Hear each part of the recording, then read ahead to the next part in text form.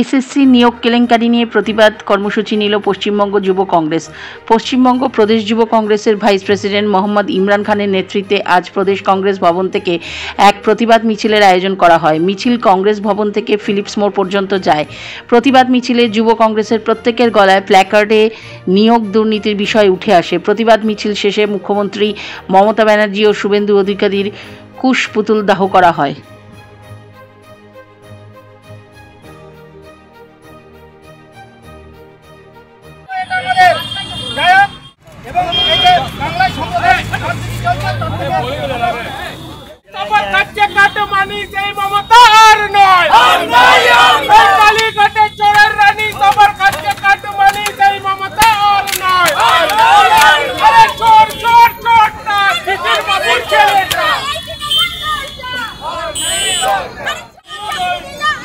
চাইছি যা লোকের চাকরি মা বোনরা মা ভাইরা চাকরি গেছে, যে লোক ডুপ্লিসিটি করে চাকরিতে ঢুকেছে ওকে বাতিল করে যা লোক জেনুইন আছে ওদেরকে চাকরি আমরা চাইছি।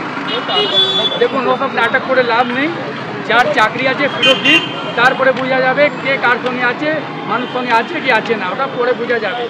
এটা শুধু নাটক চলছে, কেন ভোট আসছে তো এবার উনি বুঝে গেছেন যদি সব বিচার লোক চাকরি না পাবে আগামী দিনে বাংলা মানুষরা মা বোনরা ওনাকে বুঝিয়ে দেবে ভোটের মাধ্যমে। আজকে আমাদেরকে যুব কংগ্রেস সহকর্মীরা আমরা সবাই ছিলাম, আমি যুব কংগ্রেস সহসভাপতি সহসভাপতি ছিলাম, অনেক জেনারেল সেক্রেটারিরা আছেন। যুব কংগ্রেস কমিটিরা রাস্তায় নেমেছে, ইমরান খান, বাবুল শেখ থেকে সবাই জেনারেল সেক্রেটারি পদাধিকারী যত এসেছেন এখানে নেমেছেন।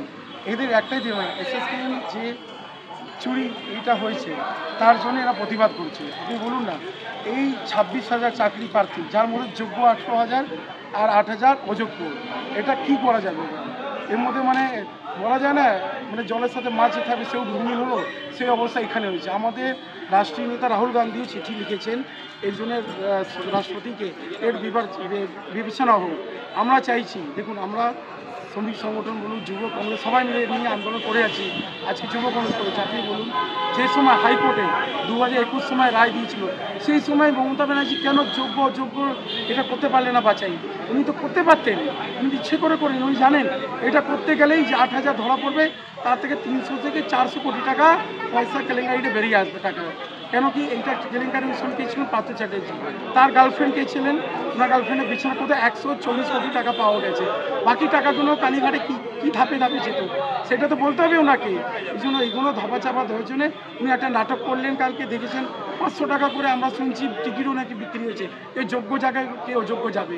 এইসব দেখুন আমরা ডিমান্ড করছি মমতা ব্যানার্জির সাথে সাথে শুভেন্দু অধিকারও রিজার্ভেশন দরকার, রিজাইন করা।